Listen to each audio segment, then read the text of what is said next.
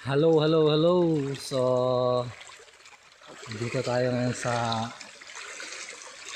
bukid at tayo sa sapa. Ano? Nice. Pwede na tayo. Tayo sa sapa.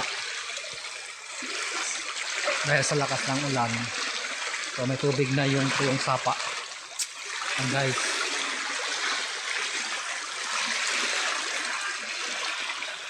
oh.